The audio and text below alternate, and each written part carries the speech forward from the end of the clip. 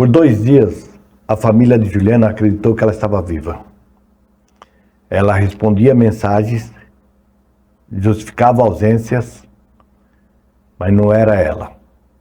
Do outro lado da tela estava o seu assassino.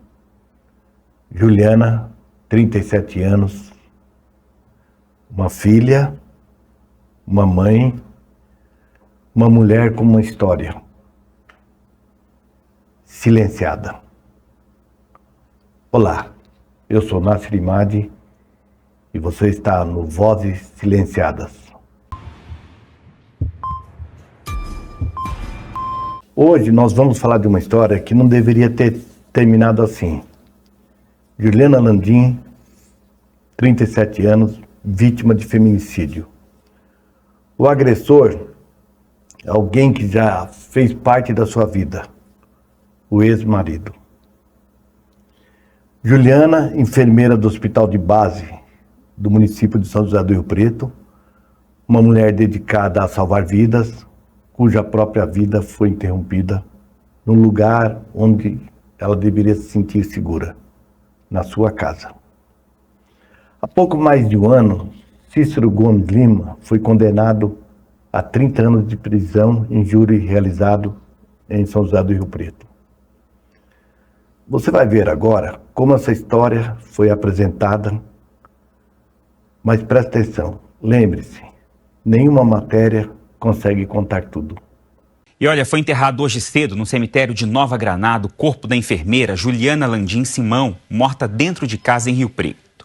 O marido, suspeito do crime, foi preso a 2.000 quilômetros de Rio Preto e deve ser trazido para cá nos próximos dias. Eu estive na casa deles ontem, foi um crime chocante e, claro, muito triste.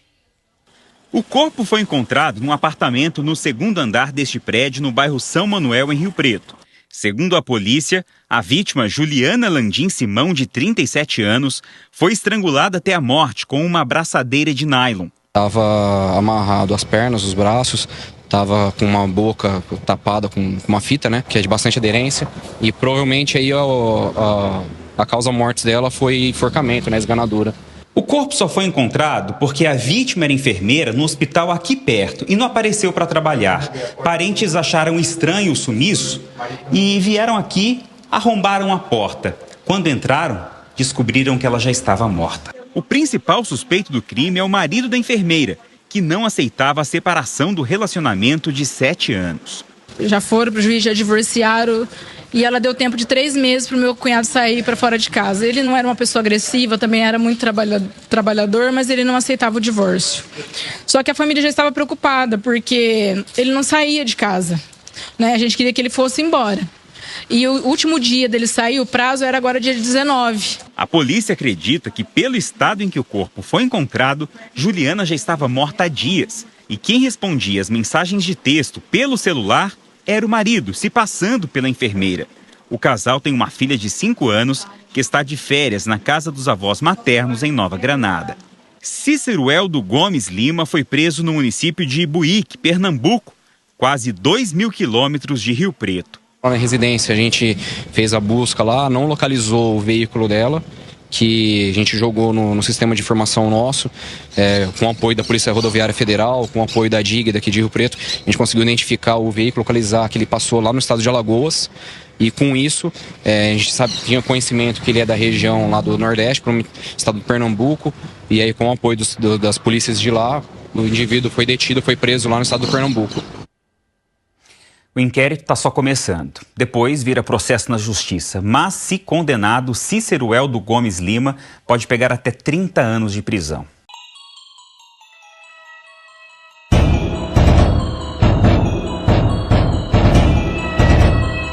O cenário na rua Teodoro Del Monte, bairro São Manuel. Juliana era o exemplar no trabalho. A ausência no hospital de base disparou o gatilho de preocupação dos colegas e familiares. Detalhes da entrada no apartamento, o horror de encontrar Juliana amordaçada, amarrada e já apresentando sinais de decomposição e estrangulamento.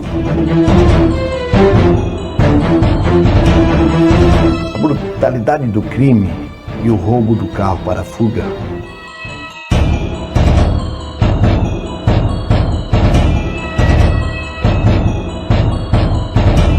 como Cícero utilizou o celular de Juliana por 2 dias,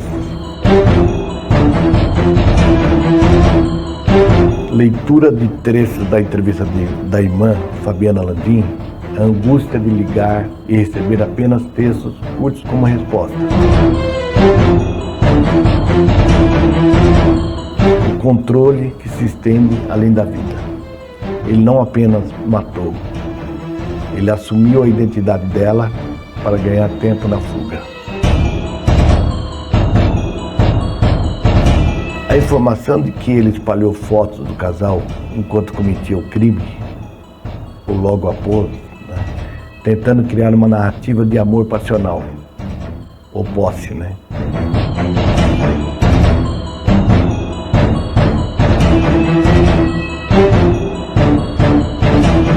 Cícero percorreu mais de 2.000 quilômetros em 5 estados, além de São Paulo e Pernambuco, Minas Gerais, Rio de Janeiro, Espírito Santo, Bahia, Alagoas,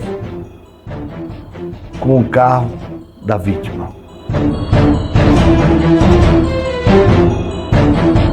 A prisão em Buíque, Pernambuco, eu devo fazer esse comentário, parabéns à Polícia Civil de São José do Rio Preto, pela eficiência, foi espantosa. O crime ocorreu, a fuga dele foi no dia 18, no dia 19 ele estava preso em Pernambuco. Parabéns à Polícia Civil de São José do Rio Preto. A recusa em aceitar o fim do relacionamento, o histórico de possessividade, Cícero Eldo Gomes Lima. Ocorreu em 25 de abril de 2024, no Fórum de São José do Rio Preto. Ele foi condenado a 30 anos de prisão em regime fechado, pelo assassinato da ex-esposa, a enfermeira Juliana Landim Simão. Por que a pena máxima? Cícero não aceitava o fim do relacionamento e o pedido de divórcio. Cícero trocou os 4 pneus do carro, sacou R$4.000 do banco, mesmo depois de ter cometido o crime, se passou pela vítima em conversas com a família pelo WhatsApp. Cícero amarrou os pés e mãos com a fita adesiva e depois a estrangulou. Ele colocou ao lado do corpo de Juliana várias fotos deles e bonecas de noivas com a cabeça arrancada. Após o crime, ele fugiu com o carro da família para Pernambuco, onde foi encontrado e preso. Pessoal, eu vou convidar novamente o meu amigo Dr. Eduardo Tedeschi, advogado criminalista, e logo, ele já está se tornando, porque eu tenho visto várias matérias dele defendendo as mulheres, quer dizer, eu posso até já começar a chamar ele de o advogado das mulheres. Doutor, obrigado pela sua presença novamente aqui comigo, tá bom? Hoje nós vamos ter o caso da Juliana Landim. Eu vou novamente abusar, do senhor, vou fazer algumas perguntas, eu queria ouvir a sua opinião. Bom, podemos começar, doutor? Primeiramente, eu quero agradecer o convite e dizer que você pode contar comigo, dada a relevância do seu programa, o assunto que você traz são temas muito sensíveis e é uma realidade do nosso país. Então eu agradeço o convite e me coloco sempre à sua disposição. Legal. Aliás, não é nenhuma realidade, é uma febre, né? Uma febre que a gente... Sim. estamos iniciando uma luta aí que eu tenho certeza que, se Deus permitir, nós vamos chegar a contribuir para minimizar isso, né? Com certeza. Bom, vamos lá. Doutor, Cícero foi condenado a 30 anos juridicamente. O que faz esse caso sair de um homicídio comum para uma pena tão alta? Você veja bem, ó, o feminicídio são crimes, são assassinatos, são mortes causadas pelo fato de ser mulher. Então, a motivação, quando você tem pelo fato de ser mulher e sofre o feminicídio, aí é chamado de feminicídio. E o que você leva a uma pena são qualificadoras, porque nós temos o homicídio simples e temos os homicídios qualificados. Perfeito. Por exemplo, o meio cruel, quando você retira da vítima toda a sua capacidade de reação, de reagir, quando você tem uma premeditação. Então, veja bem, são qualificadoras que aumentam a pena. Então, daí, a cada qualificadora tem o seu aumento na pena. E quando os jurados interpretam assim, aí você tem penas de 30 anos, 40 anos ou mais. Nesse caso, especificamente, foi 30 anos, que é a pena máxima, né? Parece que é a pena máxima. Os pontos que agravaram a brutalidade, né? Pelo que eu vi na matéria, a brutalidade, o fato dele enganar, ele ter cometido o crime e continuar se passando por ela, isso é um agravante, né? Sim. A família, Sim. Quer dizer, sem saber, ainda sendo enganada depois que ele continua a mandar enviar ele começa a mensagens, responder como se fosse ela, né? Eu acho que tudo isso é agravante, né, doutor? Sim, sim. A forma também, ele amarrou ela com uma fita adesiva, ele amarrou os pés, as mãos, e depois a boca, e estrangulou ela. Então, Quer dizer, não deu defesa nenhuma, Você né? tem a asfixia, você tira da vítima qualquer condições de reação. De reação, né? Aí você comete, o cidadão lá, o agente comete essa ainda se passando por ela, exatamente para quê? Para dificultar a localização, para ocultar esse crime e continuar aí demonstrando como se ela estivesse viva. Então você veja que são qualificadoras que o jurado, né, os jurados, eles têm essa sensibilidade. Eles têm essa sensibilidade de aplicar e reconhecer como qualificador, o que resulta no aumento de pena. Perfeito. Bom, nós falamos até do fato do celular, que É um agravante. Que é um agravante, e parece tão bobo, né? Quando a gente pensa, ele ficou com o celular dela e respondendo à família como se fosse ele. Isso é um agravante explícito mesmo, né? Eu não tinha noção disso, viu? Eu não sabia que isso... Não porque veja bem, enquanto a família enquanto o corpo, enquanto a morte não é identificada, isso também permite ao autor do crime um tempo para aplicar uma fuga. Porque todo mundo, ela está respondendo, está sendo comunicável. Então, às vezes, fica aí 2, 3 dias essa situação, é o tempo suficiente para o criminoso aplicar uma fuga, deixar o local e ir conversando, né, com as pessoas, se passando pela vítima que já não, Entendi. não tem Perfeito. Doutor, esse caso foi decidido por um júri popular. Como funciona a escolha das pessoas? Por que crimes como esse são decididos apenas por um juiz? Como é que funciona? Como é que eles selecionam esse júri, né? Sim. E no final você tem a decisão.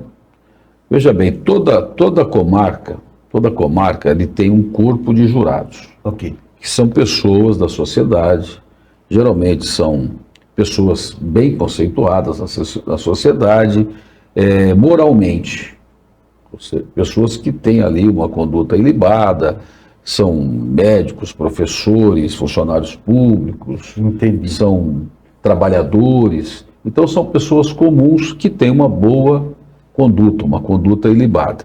E aí, para cada júri, Certo. você tem uma quantidade de jurados que são selecionados.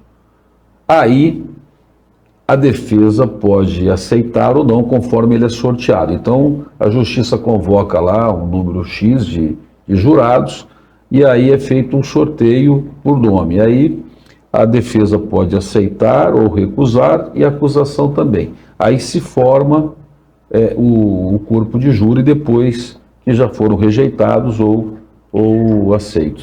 Bom, doutor, eu novamente agradeço sua presença. Você pode sempre comigo, tá? E sucesso, parabéns. Essa história talvez seja uma das mais difíceis de entender. Porque não estamos falando de alguém desconhecido. Estamos falando de duas pessoas que cresceram próximas, famílias que se conheciam. Olá, pessoal. Eu estou aqui hoje em São José do Rio Preto, na casa da dona Fabiana, irmã da vítima do nosso segundo episódio de Vozes Silenciadas. A Fabiana, eu vou primeiro agradecer, né? Muito obrigado por me receber aqui, Fabiana. E foi Juliana Landim. Quem era Juliana Landim? A Juliana era técnica de enfermagem, trabalhava na mesma instituição que eu trabalho. Era uma mulher trabalhadora, honesta, jovem, ativa.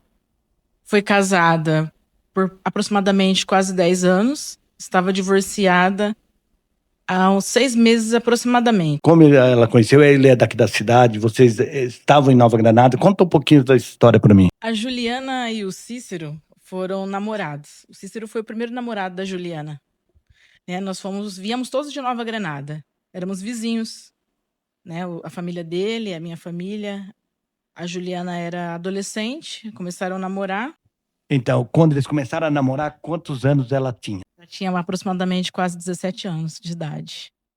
Eles namoraram na adolescência, separaram, porque ele engravidou uma outra menina, teve um outro relacionamento. Meu pai quis que eles se separassem. Ele separou e casou com outra pessoa. Como é que ele saiu da outra relação e veio procurar sua irmã? Como é que foi essa história? A mãe do Cícero, ela ficou internada, né? E ele estava em processo de divórcio com a outra mulher. Eu já tinha divorciado, já estava separando. E eles se reencontraram. Aí começaram a se envolver novamente. Ele anulou o casamento dele com a outra pessoa e se casou com a Juliana. Isso aconteceu quanto tempo depois do término? Aproximadamente, se eu não me lembro muito bem, uns 12, 13 anos. Nesse período, sua irmã teve um outro namorado, teve outro relacionamento? Sim, Juliana namorou. Você acha que ela estava presa ainda ao Cícero? Não. A Juliana, ela era uma pessoa alegre, ela passeava, ela não estava presa ao Cícero, não. Foi tudo muito natural. Ela tinha tido a primeira oportunidade, quer dizer, houve essa... Eles se separaram, ele procurou uma outra vida. O que você acha de verdade? Você acha que os dois se amavam a ponto de passar 10, 12 anos e eles voltarem para a mesma relação? Eu acredito que eles eram apaixonados. História que se cruzaram desde muito cedo. Um relacionamento que começou ainda na adolescência, na juventude, e que terminou, e que anos depois recomeçou novamente aqui em São José do Rio Preto. Por um tempo parecia dar certo, mas existem comportamentos que não mudam. Apenas se escondem por um tempo. As traições voltaram, o desrespeito voltou, e aos poucos aquilo que parecia um recomeço se tornou o mesmo ciclo. Bom, eu vou perguntar para a dona Sebastiana, que é a mãe da vítima, para entender. Dona Sebastiana, sua visão, né, que a senhora tinha desse relacionamento? Essa visão a gente não aprovava. A gente nunca aprovou esse relacionamento dele, por ele ser uma pessoa que já tinha casado. A gente aconselhou muito ela, mas não obedeceu. Quando ele voltou do casamento? Foi do início que eles estavam namorando, não aprovava. Depois eles casaram, aí a gente teve que aceitar por causa dela, né? Mas aí depois disso aí casou e a gente teve que aceitar por ela. Fabiana, eles já estavam, quando eles voltaram, já estavam aqui em Rio Preto, né? Sim, a Juliana já estava aqui, né? Trabalhava aqui, já vivia aqui. O Cícero já vivia com a outra família, longe, né? Depois de muito tempo que eles se encontraram. Depois de muito tempo. E assim, eles retornaram, depois que ele anulou o casamento, e ficaram juntos, e depois se casaram. No início da relação, minha mãe e meu pai não aceitou. Minha família já conhecia ele. Ele teve filho com a ex-mulher, a mulher anterior? Sim, a Júlia tem uma irmã, se eu não me engano, de 27, 26 anos. E tem 2 sobrinhos, 3 sobrinhos agora. Esse período que eles viveram juntos, esses 8 anos mais ou menos, como é que era a relação deles dois? No começo da relação, até uns 6 anos, até antes dela engravidar, era uma relação de amor. Eles eram apaixonados. A minha irmã, ela não era espancada, ela não era agredida, ela era uma mulher decidida. Ela era uma pessoa aberta, entendeu? Ao trabalho, às coisas. Depois que ela decidiu, ela perdoou ele por muitas vezes, porque depois de algum tempo, depois de uns 5 anos, 6 mais ou menos, ele começou a trair ela, né? Aí ela perdoou por várias vezes, até chegar o momento que ela cansou, ela quis se divorciar. Ela se divorciou, ficou aproximadamente, se eu não me engano, 6, 7 meses divorciado, só que ele não queria sair do apartamento. Ele estava divorciado, mas ele sempre arrumava uma desculpinha para não sair do apartamento. Divorciado, ele estava junto. Nenhum dos dois levou pessoas, namorados para dentro de casa, mas ele tinha uma resistência de sair de perto da Juliana e da Júlia. Queria deixar uma coisa assim clara, afirmar. É um ponto principal. O que aconteceu? Quando a Juliana foi morta, porque ela não... Como que eu descobri? Que as gerentes de enfermagem e a supervisora foram até mim, meus colegas de trabalho, falaram: Fabiana, a Juliana não veio trabalhar, né? Eu conheço a matéria, eu vi a matéria, então eu sei que ficou 2 dias, né? Apartamento. E a minha mãe já tinha ido buscar a Júlia para passar as férias em Nova Granada. Chegou aqui, levou pra lá. Então a Júlia, ela não retornou de férias para casa dela. Ela não pegou tudo isso? Não, ela não voltou para casa dela. Ela continuou, ela não voltou para casa dela. É o que eu falo, Deus sabia que tá fazendo, tá? Parece que tá tudo... Eu falo sempre nas lives que nascimento e a morte não tem livre-arbítrio.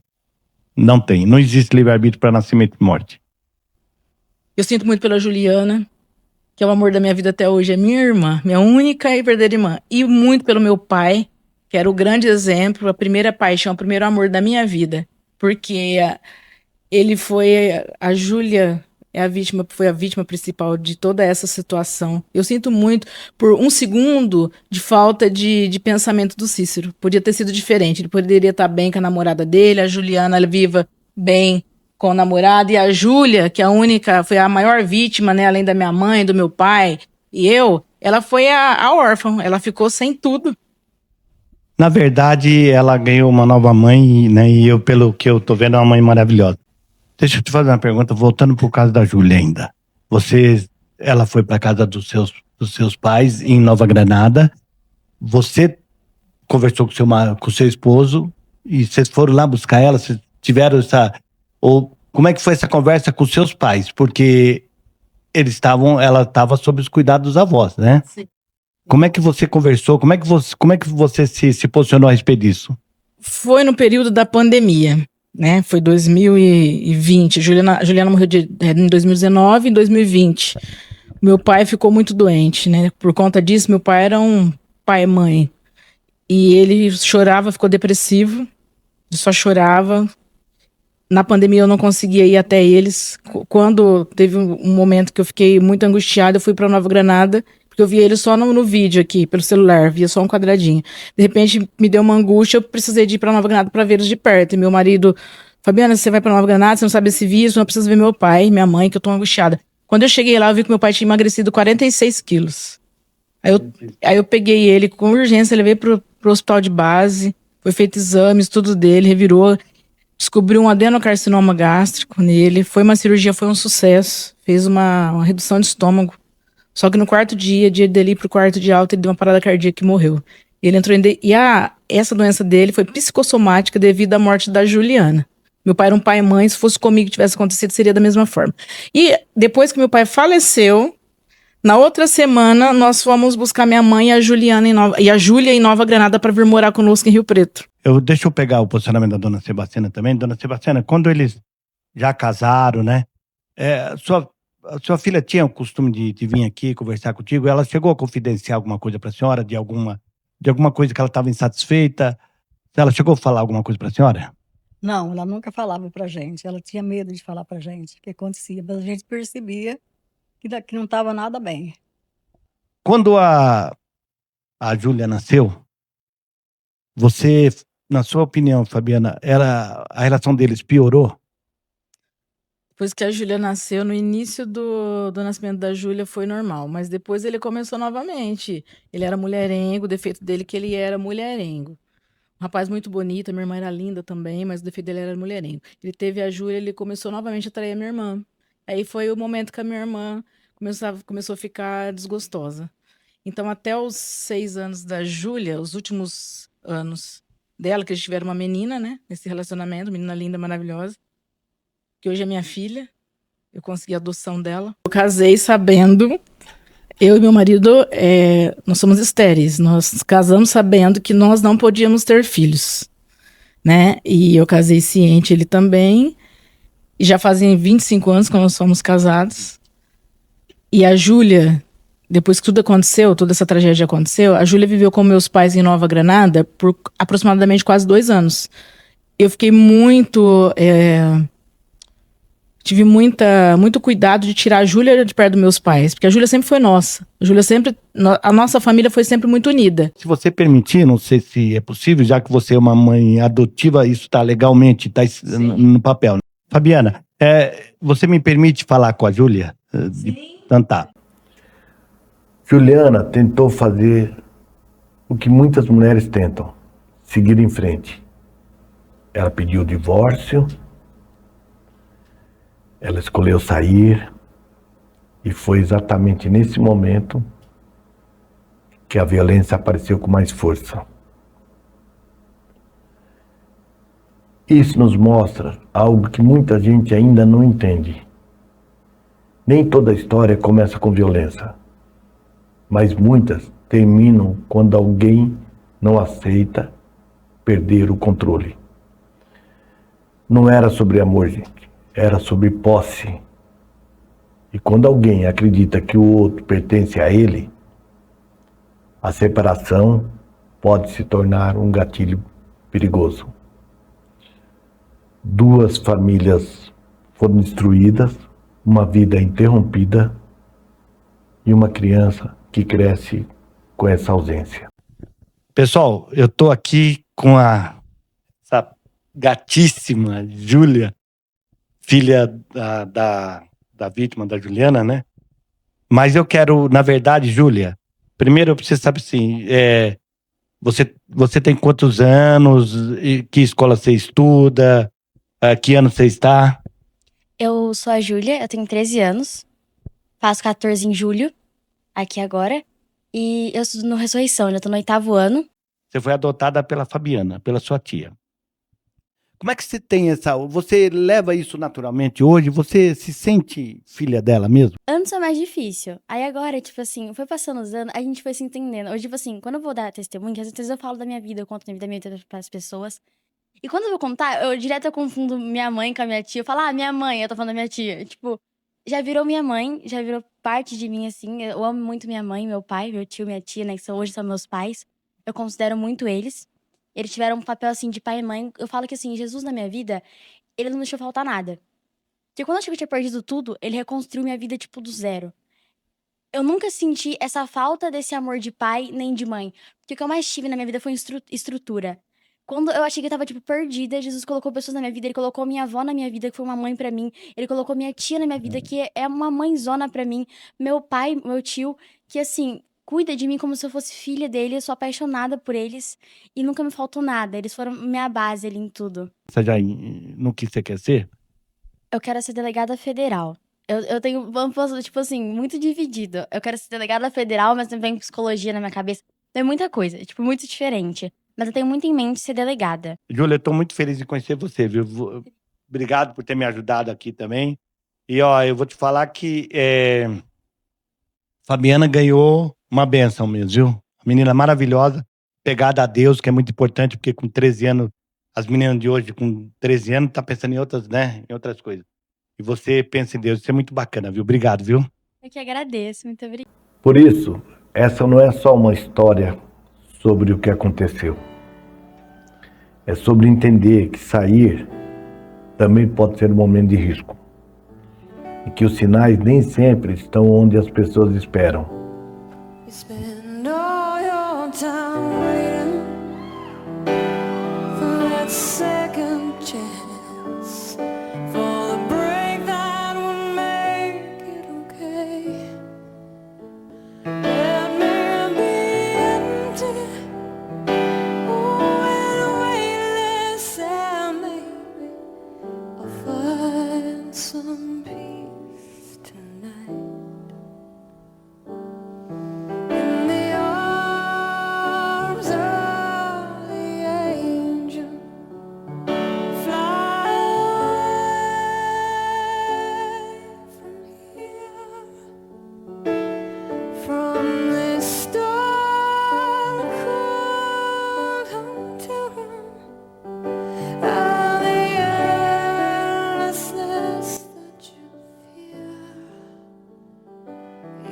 Mas eles existem. Este foi o episódio de hoje, do Vozes Silenciadas. Estaremos juntos na próxima semana.